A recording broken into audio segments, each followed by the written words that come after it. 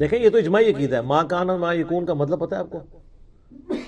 ما کان وما یکون، جو کچھ تھا، جو کچھ ہونے والا ہے، اس کا علم اللہ کو پہلے ہی ہے.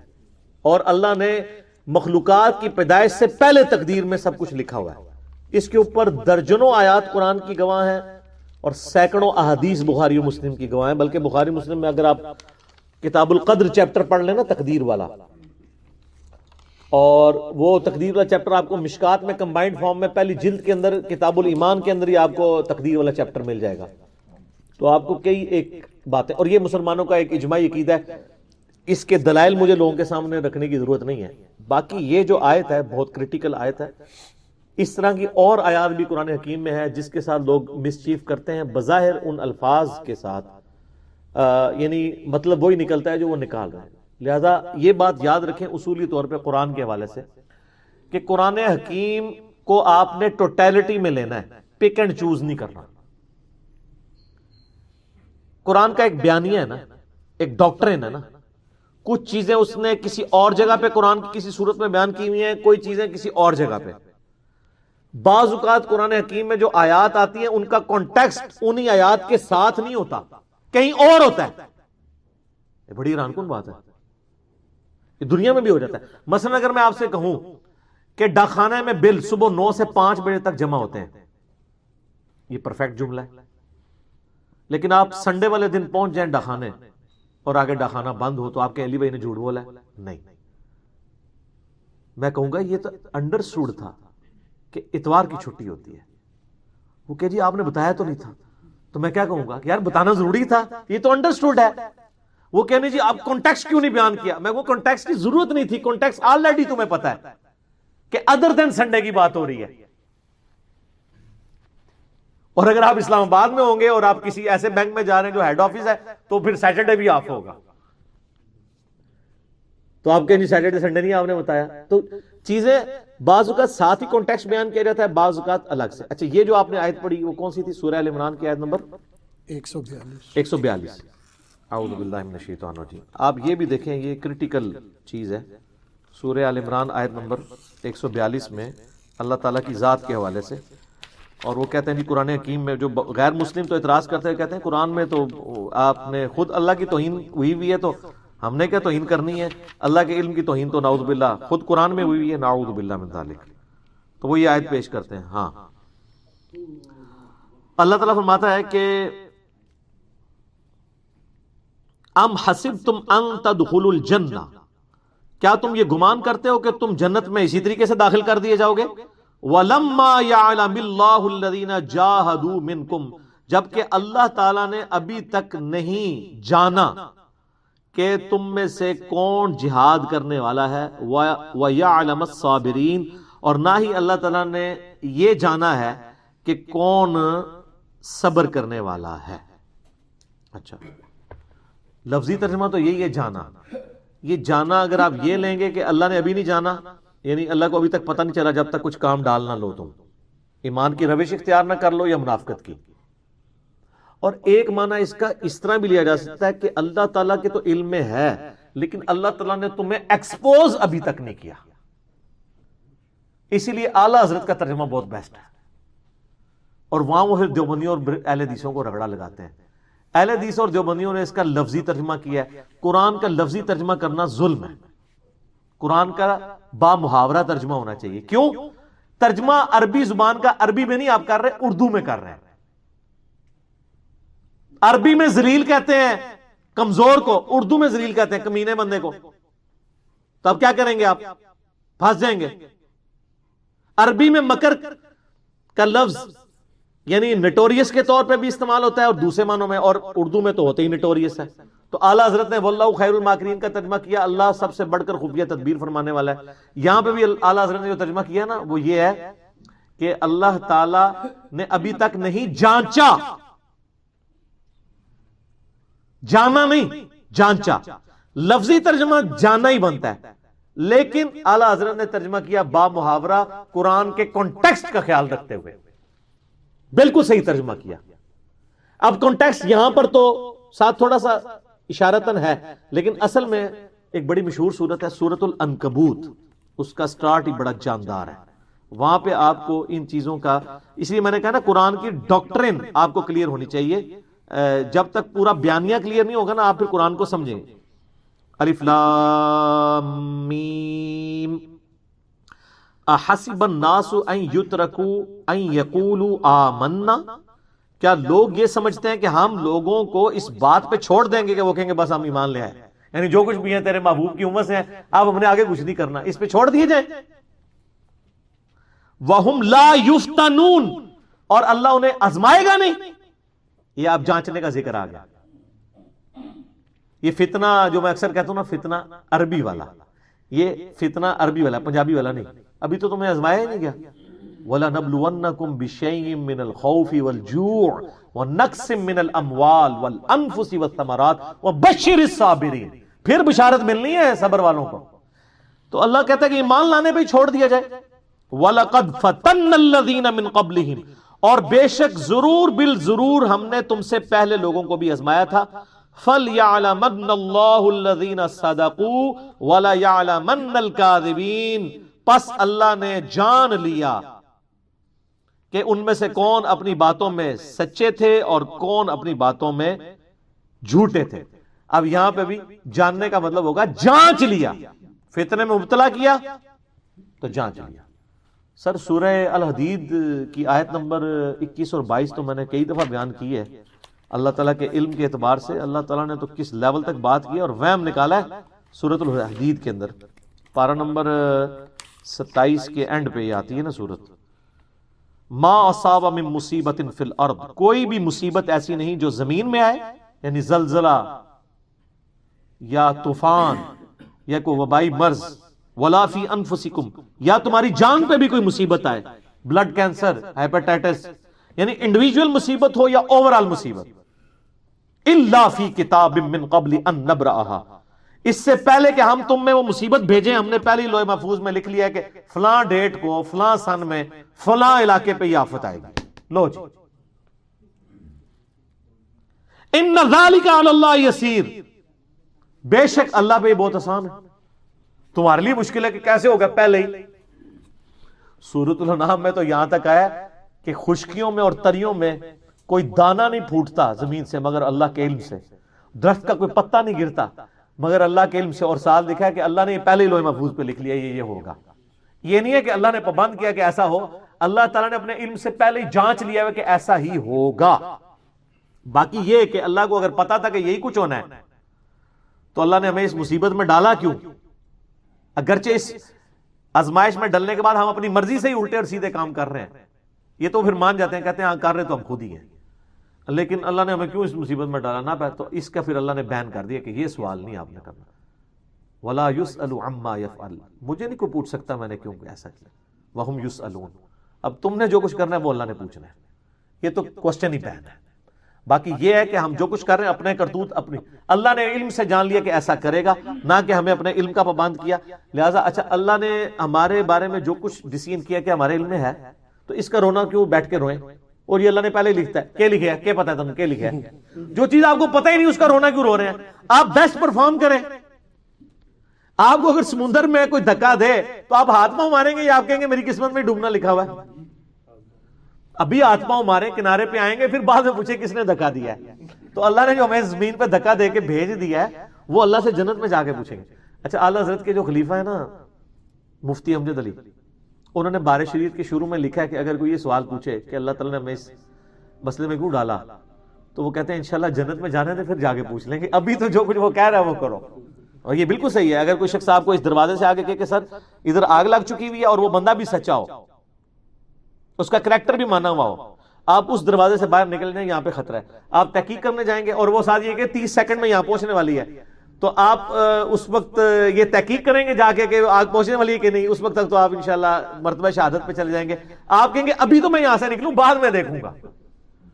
تو سر وقت کا پیغمبر بھی یہی کام کرتا ہے، اس کا کریکٹر منوایا جاتا ہے کہ وہ صادق اور امین ہے، اور وہ پھر آپ کو کہتا ہے کہ سر مرنے کے بعد اللہ کے حضور پیش ہونا ہے، تحقیق بعد میں وہاں جا کے دیکھنا ابھی اس بات کو. اس لیے نبی علیہ السلام فرمایا تھا نا، اگر میں بخاری میں آتا ہے نا، اگر میں تمہیں کہوں کہ اس پہاڑ کے پیچھے سے کوئی فوج تم پہ حملہ آور ہونے، ان کا بالکل، ان کا پھر میں ہی تمہیں بتا رہا ہوں کہ تمہیں مر کے اپنے رب کے حضور پیش ہونا ہے. تو ماننے سے انکار کر دیا۔ سر توحید ایسی کڑوی چیز ہے نہ ماننے والوں کے لیے، جو مان لے تو اس سے میٹھی چیز ہی کوئی نہیں۔ یہ اتنی میٹھی ہے کہ انسان جان دے دیتا ہے اس کے لیے، اس کی مٹھاس سے روگردانی نہیں کر سکتا۔ اور کڑوی اتنی ہے نہ ماننے والے کے لیے کہ وہ شخص جو 40 سال تک کسی کی آنکھوں کا تارا ہو اور وہ اس معاشرے کا سب سے بہترین آدمی ہو، وہ صرف ایک لا الہ الا اللہ بول دے تو اس کے جانی دشمن بن جاتے ہیں۔ یہاں بھی لوگ کہتے ہیں نا جناب میٹھی میٹھی باتیں کریں لوگ ساتھ دیں گے۔ سر میٹھی میٹھی باتوں پہ اگر لوگ آپ کا ساتھ دے رہے ہیں تو یہ پھر محمد رسول اللہ کی دعوت نہیں ہے صلی اللہ علیہ وآلہ وسلم۔ حضرت نوح علیہ السلام کے اجتماع میں 16 لاکھ بندے اکٹھے نہیں ہوتے تھے۔ اگر آپ کے اجتماع میں اکٹھے ہو رہے ہیں تو سمجھ لیں کہ نوح علیہ السلام والی دعوت نہیں ہے یہ۔ نا وہ میرے بارے میں کہتے ہیں اس کو تو مسجد میں امام بھی نہ رکھے۔ سر بالکل نہ رکھے۔ سر رسول اللہ صلی اللہ علیہ وسلم بھی دنیا میں تشریف لے آئے اور جس رسول کا آپ کو تعارف کروایا گیا ہے وہ تو جو کوالٹیز آپ کو بتائی گئی وہ تو سب چیزوں سے انکار کریں گے، وہ تو پہلے آ کے مزار توڑوائیں گے۔ تو آپ نے تو ان کو بھی نہیں، نبی صلی اللہ علیہ وآلہ وسلم کو اگر اللہ کی غیبی مدد حاصل نہ ہو تو آپ نے ان کے ساتھ بھی وہی کرنا ہے جو حضرت عیسیٰ کے ساتھ کیا تھا یہودیوں نے، اور اللہ نے ان کو جان بچا کے زندہ اوپر اٹھایا۔ سر یہ بات ہی بہت کڑوی ہے۔ تو یہ کانٹیکسٹ کے حوالے سے میں نے چیز کلیئر کی کہ بعض اوقات کانٹیکسٹ میں ایک جگہ کانٹیکسٹ نہیں ہوتا۔ اچھا اسی طریقے سے دیکھیں آج آیات بھی آئی تھی نا، وہ قرآن میں ہدی للمتقین، ڈر جانے والوں کے لیے ہدایت ہے۔ اکثر لوگوں نے کہا پرہیزگاروں کے لیے، اچھا جو غیر پرہیزگار ہیں ان کے لیے کوئی ہدایت نہیں قرآن میں؟ نہیں۔ دوسری جگہ ہے شہر رمضان الذی انزل فیہ القرآن ہدی للناس، پوری انسانیت کے لیے ہدایت ہے۔ اور ہدی للمتقین کا مطلب پرہیزگار نہیں ہے، بلکہ ہر وہ انسان جو ڈر جائے کہ مجھے میری مرضی کے بغیر کسی نے پیدا کیا ہے، وہ میرے ساتھ کچھ بھی کر سکتا ہے، اس کے لیے ہدایت ہے۔ اچھا پھر وہ کہتے ہیں قرآن میں لکھا یضل بہ کثیرا ویہدی بہ کثیرا، قرآن کئی لوگوں کو گمراہ کر دے گا اور کئی کو ہدایت دے دے گا۔ نعوذ باللہ۔ کوئی کہہ سکتا ہے یہ کتاب گمراہی ہے؟ قرآن تو کہتا ہے ہدی للناس، پوری انسانیت کے لیے، وبینات من الہدی، ہدایت کے روشن دلائل ہیں، والفرقان، حق اور باطل میں تمیز کرنے والی کتاب ہے۔ لہذا یضل بہ کثیرا ویہدی بہ کثیرا جو سورہ بقرہ کی آیت ہے، یہ آپ نے غلط اس کا مطلب لیا ہے۔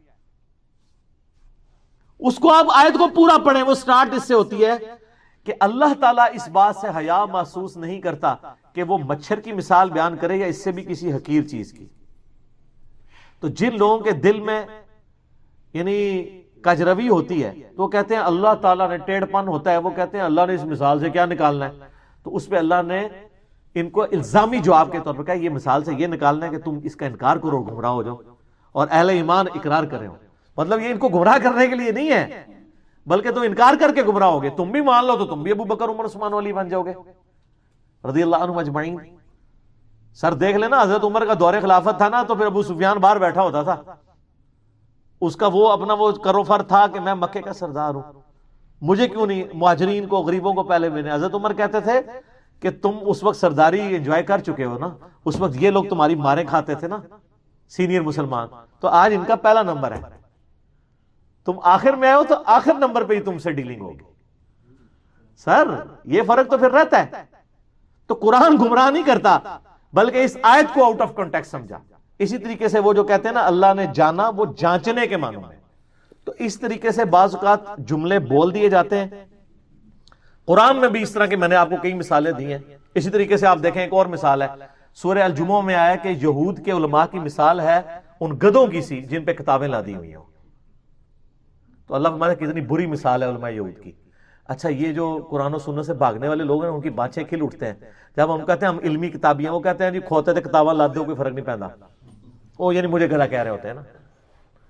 سر مجھے بتائیں گدھے وہ ہیں کہ جن کی شوکیسوں میں کتابیں پڑھی تھیں تو پڑھی رہیں، انہوں نے پڑھی کوئی نہیں، یا وہ گدھے ہیں کہ جو کتابیں پڑھتے ہیں اس کے بعد وہ کہتے ہیں کہ یار آپ نے ہمیں جو گدھا بنایا ہوا تھا، ہمیں ماموں بنایا ہوا تھا، ہمیں الو بنایا ہوا تھا، اللہ نے ہمیں ہدایت دے دی کتاب کی برکت سے، تو یہ ان کو اللہ ٹانٹ کر رہا ہے۔ وہ علماء یہود کو اللہ کہہ رہا تھا ان کی مثال گدھوں کی سی ہے، جیسا کہ گدھا کتاب پڑھ نہیں سکتا تو اس پہ لدی بھی ضرور ہوتی ہے، پڑھے استفادہ نہیں کرتے۔ تو علماء یہود کو اللہ نے کہا یہ گدھے ہیں، ان کی کتابوں میں نبی علیہ السلام کی پروفیسیز موجود تھی، ان کو تو چاہیے تھا پہلے ایمان لاتے کہ تورات اور انجیل میں نبی کا ذکر موجود ہے، تو یہ کتابیں بس گدھے کی مانند ان کے اوپر لدی رہ گئی، ان کتابوں کو نہیں پڑھا۔ لہٰذا جن مولویوں کے شوکیسوں میں کتابیں پڑھی ہوئی ہیں نا، اصل میں وہ گدھے ہیں۔ اور جو اس کو پڑھ پڑھ کے لوگوں کو صحیح بات بتا رہے ہیں وہ گدھے نہیں ہیں. کوئی گدھا استفادہ نہیں کر سکتا. تو کتاب سے استفادہ نہ کرنے والے کو اللہ نے گدھا کہا ہے, اور جو کتاب سے استفادہ کرتا ہے تو اس کو تو اللہ نے کہا انما یخشی اللہ من عبادہ العلماء, اہل علم کو اللہ کی خشیت ہے, ان کے لیے تو یہ نہیں. تو اسی کو میں نے اسی آیت کو ٹرانسلیٹ کیا ہے نا کہ بابوں کا خدا اور ہے اور کتابوں کا اور. اب اس کو بھی کوئی آؤٹ آف کنٹیکسٹ نہ لے کے جی اس کا مطلب ہے آپ کہتے ہیں کہ جو ہمارے بابے تھے وہ کسی اور خدا کو مانتے تھے, اور نہیں, اس کا لفظی ترجمہ نہیں لینا آپ نے. لفظی ترجمہ یہی بنتا ہے جیسے وہ یا علم اللہ کا, لیکن آپ سمجھ رہے ہیں میں کس ٹون میں بات کر رہا ہوں کہ کتابوں کا خدا اور بابوں کا خدا اور. یہ مطلب نہیں ہے کہ جو بابے تھے گمراہ تھے جتنے بھی تھے ہم مسلمان سمجھتے ہیں, اللہ تعالیٰ معاف کرنے والے, ہم کون ہوتے ہیں ان کی آخرت کا فیصلہ کرنے والے, ان کا خدا ہمارے والے خدا تھا. لیکن جب ہم یہ جملہ بولتے ہیں نا کتابوں کا خدا اور بابوں کا خدا اور, مراد یہ کہ بابوں نے جس خدا کی کوالٹیز اور اس خدا کا دین آپ تک پہنچایا وہ نہیں ہے جو کتابوں میں لکھا ہوا ہے. تو آپ ہمیں کوئی بلیم نہیں کر سکتے کہ ہم جو ہے وہ ان کا خدائی کو چینج کر رہے ہیں, نعوذ باللہ. لیکن جملے میں تو ایسا نہیں ہے, جملے میں تو ہے کتابوں کا خدا اور بابوں کا خدا اور, لہذا جملے نہ پکڑا کریں. اس طرح ایک ہمارے بھائی نے ایک دفعہ جملہ پکڑا, وہ میرے پمفلٹ ہے رسول اللہ کی آخری وصیت ہے, اس پہ لکھا ہے نبی علیہ السلام نے اپنی وفات کے بعد امت کو وحی کے حوالے کیا, کتاب و سنت کے, کسی بزرگ کے حوالے نہیں کیا. اس جملے میں کوئی خرابی ہے. وہ کہتے ہیں آپ نے لکھا ہے وفات کے بعد, آپ لکھیں وفات سے پہلے, کیونکہ وفات کے بعد تو وہ کیسے حوالے کر کے گئے, قبر سے باہر نکلے تھے. بندہ سر پکڑ کے بیٹھ جاتا ہے کہ یار وفات کے بعد یہ کہ وہ یہ یعنی آپ علیہ السلام نے اپنی زندگی میں وصیت کی تھی کہ میری وفات کے بعد یہ کرنا, انڈرسٹوڈ ہے. وہ الفاظ کو پکڑ رہے ہیں, الفاظ کو سر پکڑے تو پھر قرآن میں بھی دیکھیں نا, پکڑنے والوں نے پکڑے ہیں نا, مجھے جواب دینا پڑ رہا ہے. ڈاکٹرن کلیئر ہونی چاہیے, کانٹیکسٹ کلیئر ہونا چاہیے, وہ بات کیا کر رہا ہے, ورنہ تو مصیبت کھڑی ہو جائے گی. اس قسم کے کئی اعتراضات. اچھا اگلے دن کوئی ایک موقع تو میں نے دعا کی, اے اللہ جن جن بھلائیوں کا سوال تیرے محبوب صلی اللہ علیہ وآلہ وسلم نے تجھ سے کیا ہمیں عطا فرما دے, اور جن جن چیزوں کے شر سے تیری پناہ عطا فرمائی تو نے ان کو عطا کی ہمیں عطا فرما دے. تو ایک بندے نے کہا جی یہ تو اس نے تو وہ شر مانگ لیا سارا, اس کو کہنا چاہیے تھا کہ ان چیزوں کے شر سے ہمیں پناہ عطا فرما دے, خالی عطا فرما دے. کیوں کہا ہے سر میں جب یہ دعا مانگ رہا تھا نا, میں بھی اور جس سے میں مانگ رہا تھا اس کو بھی پتا تھا کہ یہ عطا فرما سے مراد پناہ ہے, نہ کہ وہ شر ہے جو میں مانگ رہا ہوں, کیونکہ کانٹیکسٹ پورا ہو چکا ہے نا کہ جن جن بھلائیوں کا سوال کیا وہ بھلائیاں عطا فرما دے, اور جن جن چیزوں کے شر سے تیری پناہ طلب کی ہمیں بھی عطا فرما دے. اس نے کہا آپ نے یہ جو کہنا ہمیں بھی عطا فرما دے, یہاں کہنا چاہیے تھا ہمیں بھی پناہ عطا فرما دے, کیونکہ آپ نے شر مانگ لیا ہے. تو سر یہ آپ اپنے دماغ کے شر کا علاج خود ہی کروائیں. پچھلے دنوں ایک میرا کلپ ریکارڈ ہوا نا, اس میں نے بات شروع کی کہ ایک مسلمان کو آپ 1 ارب روپیہ بھی دینا, نبی علیہ السلام کو کبھی گالی نہیں نکالے گا, بڑے سے بڑا گناہ کر لے گا. اسی لیے صحابہ کرام کے بارے میں کہا جاتا ہے الصحابۃ کلھم عدول, صحابہ حدیث روایت کرنے میں سب کے سب عدول ہیں, ان کی عدالت قائم ہے, اگرچہ ان سے کئی جرائم بھی ہوئے, خصوصاً حضرت معاویہ کے حوالے سے رضی اللہ تعالیٰ عنہ. میں نے پیش کیا نا سنن نبی داؤد میں 4129 نمبر حدیث ہے, سنن نبی داؤد میں ابن سیرین حضرت معاویہ سے حدیث بیان کر رہے ہیں اور ساتھ کہہ رہے ہیں وَقَانَ مُعَاوِيَةُ لَا يُتَّهَمُ فِي الْحَدِيثِ, معاویہ حدیث کے معاملے میں ان پہ کوئی تہمت دی تھی کہ وہ جھوٹ بولے, یعنی ان سے سیاسی اختلاف اور ان کی دنیاوی زندگی میں کمزوریاں, کریکٹر میں الگ بات, لیکن حدیث وہ صحیح بیان کرتے تھے. تو میں نے بتایا کہ یہ دیکھ لیں پھر یہ محدثین فرق کرتے تھے باقی صحابہ میں ان میں. تو میں نے پھر حضرت معاویہ کا دفاع کیا کہ ان کی حدیثیں قبول کی جائیں گی, وہ ہے ہی گنتی کی چند حدیثیں, اور حضرت معاویہ نے کوئی ایسی حدیث بیان نہیں کی جو باقیوں نے نہ کی ہو. وہ حدیثیں اگر آپ ان سے لینا چھوڑ بھی دیں تو باقی صحابہ نے بیان کی ہوئی ہیں. تو میں نے اس میں بیان کیا تھا کہ یہ اس لیے کہ نبی علیہ السلام نے ایک چیز کا گناہ ہونا ان میں کوٹ کوٹ کے بھرا تھا کہ میرے پہ جھوٹ نہیں ماننا, کیونکہ بخاری مسلم میں حدیث ہے, مسلم کی پہلی حدیث مولا علی سے ہی ہے اور بخاری میں بھی ہے, اور صرف مولا علی سے نہیں ہے, جابر بن عبداللہ سے, عبداللہ ابن عباس سے, ابو ہریرہ سے, انس بن مالک سے, مغیرہ ابن شعبہ سے رضی اللہ عنہ مجمعین, کہ جس نے میری طرف جھوٹی حدیث بیان کی وہ اپنا مقام دوزخ میں دیکھ لے.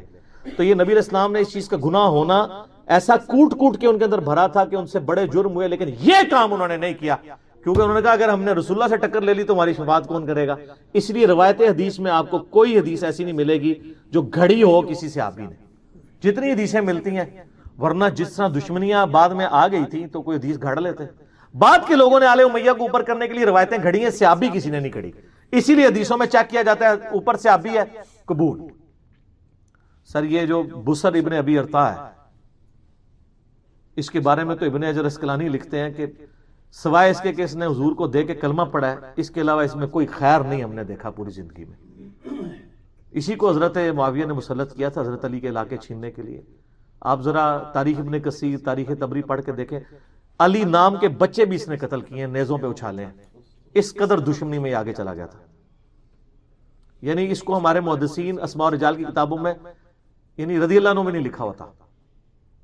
اور ابن حجر نے تو جو کچھ لکھا ہے نا التہذیب و تہذیب میں اور سیر اعلام النبلاء میں امام ذہبی نے, وہ آپ پڑھیں تو آپ کے کانوں سے دھواں نکلے. حضرت معاویہ کو تو پھر بھی وہ تھوڑا بہت کہیں نہ کہیں دفاع کرتے ہیں, اس کا تو کہتے ہیں کوئی پلے شے ہے ہی نہیں, ہم کیا دفاع کریں. لیکن مسند احمد کی ایک بڑی امپورٹنٹ حدیث ہے جو اسی نے روایت کی ہوئی ہے, دعا ہے. یعنی یہ کوئی دینی یا حکم نہیں, ایک دعا ہے. اللہم احسن عاقبتنا فی الامور کلیہا واجرنا من خزی الدنیا وعذاب الاخرہ, جو میں نے کئی بار آپ کو دعا بتائی ہے. اب یہ دعا اچھا دیکھیں, دعا وہ یہ مانگتے رہے اور کام کیا کرتے رہے. تو خالی دعا مانگنے سے تو برے کاموں کا انجام تو اچھا نہیں ہو سکتا نا. اس کا مطلب یہ کہ اللہ ہر کام کا انجام بہتر کر دے اور ہمیں دنیا کی رسوائی اور آخرت کے عذاب سے بچا لے. خالی دعا مانگنے سے تو نہیں, کرتوت بھی ایسے ہونے چاہیے. بل میں نے ایک ضمن بات کی, میں تو رضی اللہ عنہ ہی کہوں گا. ہم تو بار بار کہتے ہیں ہمیں تو نبی کا منہ مارتا ہے. جس نے بھی حضور کو دیکھ کے کلمہ پڑھا, چاہے وہ واشی تھا یا آل امیہ تھی, ہم رضی اللہ عنہ کہتے ہیں. دعائیہ کلمات ان کے لیے کہتے ہیں, اللہ جانے ان کا معاملہ جانے. لیکن غلطی اپنی جگہ موجود ہے. تو میں نے کہا کہ نبی علیہ السلام نے اس طرح کا ایک گناہ ہونا کوٹ کوٹ کے ان میں بھرا تھا, اسی لیے کسی صحابی نے حدیث نہیں گھڑی. اچھا یہ جو لفظ ہونا ہے نا, یہ مجھ سے تیزی میں سکپ ہو گیا. تو میں نے کہا اسی طرح کا ایک گناہ کوٹ کوٹ کے بھرا تھا اور وہ کانٹیکسٹ پورا چل رہا ہے, اسی لیے کوئی صحابی نے, وہ کہتے ہیں یہ ہونا بھی بولنا چاہیے تھا. اس کا مطلب ہے حضور سے گناہ کرواتے رہے کہ تم حدیثیں گھڑو. اب مجھے بتائیں اگر اس قسم کا ہم اعتراضات کریں تو پھر قرآن پہ کتنے درجنوں اعتراضات بنتے ہیں, احادیث پہ کتنے اعتراضات بنتے ہیں. کانٹیکسٹ میں دیکھنا چاہیے جملہ کیا چل رہا ہے. تو اس میں بعض اوقات لٹریچر میں الفاظ کو سکپ کر دیا جاتا ہے, وہ انڈرسٹوڈ ہوتا ہے. انہی چیزوں کی پلی تو لیتے ہیں. وہ سورۃ البقرہ کی آیت نمبر 62, جو کوئی بھی ایمان لے کے آیا چاہے وہ یہودی ہے یا عیسائی ہے یا صابی ہے. صابی لوگ کہتے ہیں نا وہ ستارہ پرست نہیں ہے, دین ابراہیمی پہ وہ لوگ ستارہ پرست نہیں تھے. تو جو اللہ اور آخرت پہ ایمان لے, لا خوف علیہم ولا هم یحزنون. وہ جو منکرین حدیث ہیں وہ کہتے ہیں جی وہ نبی پہ ایمان لانا کوئی ضروری نہیں ہے, اللہ اور آخرت کو مان لیا تو سب کچھ دین الہی کا کنسپٹ ہے. تو ہم کہتے ہیں اللہ کے بندو یہ پڑھ رہے ہو تو آگے سورہ نساء میں جا کے پڑھو نا.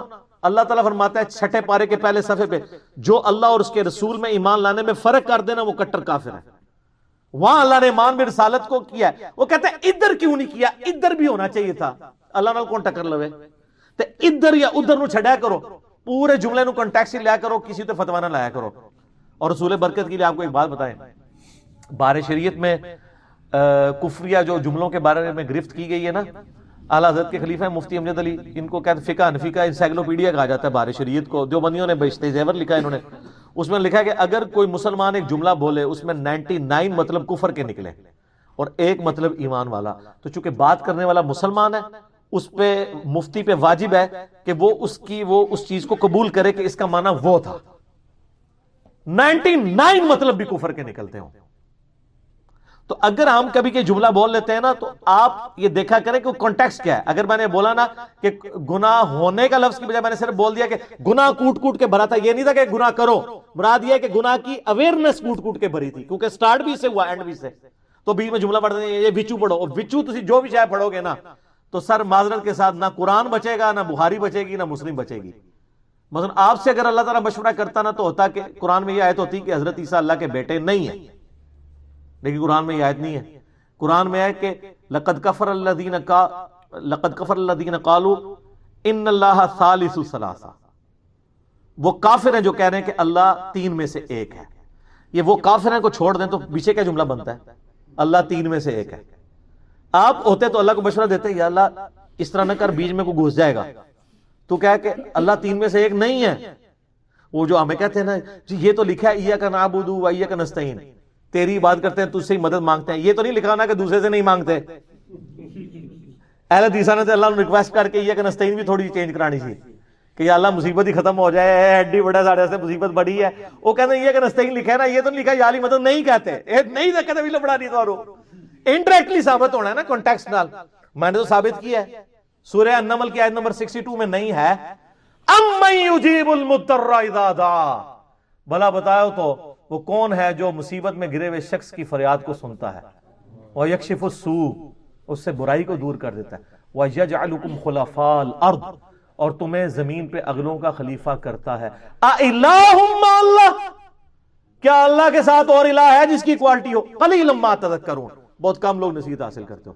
تو میں نے کہا اس آیت سے یہ ثابت ہوتا ہے کہ جس کو اللہ کے سوا مصیبت اور پریشانی میں دعا کے لیے پکارا جائے, ایک تو ویسے آپ محبت میں اظہار بولا مدد کے لیے جو سامنے موجود نہیں پکارا جائے تو گویا الہ مان رہے ہیں اسے, تو وہاں پہ بات پہنچ جاتی ہے.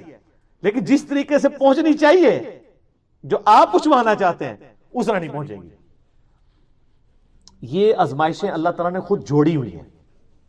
اگر یہ معاملہ اتنا سیدھا ہوتا نا تو ہر کوئی ہدایت پہ آ جاتا. ویسے تو ہم کہتے ہیں کہ قرآن و سنت بڑے روشن دلائل ہیں, لوگ کہتے ہیں حق اور باطل میں زمین و آسمان کا فرق ہے. بالکل ہے, اس صورت میں جب آپ کو بات سمجھ آ جائے. اگر سر سمجھ نہ آئے تو حق اور باطل میں 19-20 سے بھی کم کا فرق ہے. یہ بڑا قیمتی جملہ ہے میرا. اگر سمجھ نہ آئے نا تو حق اور باطل میں 19 اور 20 سے بھی کم کا فرق ہے. یہ اگر آپ نے دیکھنا ہے تو آپ مناظرے دیکھ لیں, الٹی سے الٹی بات بھی ثابت کر دیں گے. بندہ کہتا ہے, ایک کو سنتا کہتا ہے یار یہی صحیح کہہ رہا ہے, دوسرے کو سنتا یہی صحیح کہہ رہا ہے. تو اگر حق اور باطل میں زمین آسمان کا فرق ہوتا تو فوراً سمجھ آ جاتی. لیکن اتنے دھوکے علماء نے دے کے حق اور باطل کو اس طرح ملائن کر دیا ہوا ہے کہ آج آپ امت کی اکثریت کو قرآن کا پہلا صفحہ نہیں منوا پا رہے. ایاک نعبد و ایاک نستعین, ہر نماز میں وہ پڑھ رہے ہیں, ہر رکعت میں پڑھ رہے ہیں, باہر نکل کے بابوں کو پکار رہے ہیں مدد کے لیے. اور یہ کوئی لاکھوں میں نہیں ہے, کروڑوں میں ہیں لوگ, ہے کہ نہیں؟ تو اگر یہ اتنی سیدھی بات تھی تو سمجھ کیوں نہیں آ گئی ہوئی؟ اچھا, یہ اس لیے نہیں ہے کہ پھر دنیا سے آزمائش ختم ہو جاتی. شیطان ختم کر دو, آزمائش ختم. اگر ان کی مرضی کے مطابق دین کو نازل کر دیا جاتا مسئلہ ختم ہو جاتا. توحید پہ جو ہمیں 50 آیتیں پیش کرنی پڑتی ہیں, اس کی بجائے قرآن میں ایک ہی آیت آ جاتی کہ قبر والوں سے اور اولیاء اللہ سے اور فرشتوں سے مت مانگو, اللہ سے مانگو. اور یا جبرائیل مدد اور یا علی مدد یا شیخ عبدالقادر جیلانی مدد کہنا حرام ہے. سر مسئلہ ختم ہو جانا سی, ایک مشرک نہیں سی بچنا مسلمان ہے. لیکن نہ, پھر کھرے اور کھوٹے کی تمیز کیسے آتی؟ سر کھرے اور کھوٹے کی تمیز کے لیے ضروری ہے کہ آبسٹیکلز ہوں. مسلم شریف میں حدیث ہے اللہ نے جنت کو ناگوار چیزوں سے ڈھانپا ہوا ہے اور دوزخ کو خوشگوار چیزوں سے, لہذا انسان دوزخ کی طرف ہی جاتا ہے. ناگواری ہے نا سر, فجر کی نماز گرمیوں میں پڑھنا, گرمیوں کے روزے, سردیوں کے وضو, ناگوار چیزیں نا. اور سود سے بچنا, اور بدنگاہی سے بچنا, اور بزرگان دین سے بچنا. سر بڑا مشکل کام ہے. لوگ کہتے ہیں جناب اتنے بڑے بڑے غلط کہہ گئے. اچھا, وہ دیکھتے نہیں ہیں کہ اتنے بڑے کے مقابلے میں انجینئر صاحب نہیں ہے, قرآن اور حدیث ہے جو ان سے بہت بڑا ہے. بلکہ وہ اتنا بڑا ہے کہ قرآن اور حدیث کے ماننے پہ ان کو بڑا مانا ہوا تھا. اگر کوئی بزرگ قرآن حدیث کو ماننے سے انکار کر دے تو بڑا ہے, اس سے زیادہ حقیر کوئی نہیں ہے. اور جو قرآن حدیث کو مان لے اس سے عظیم کوئی نہیں ہے.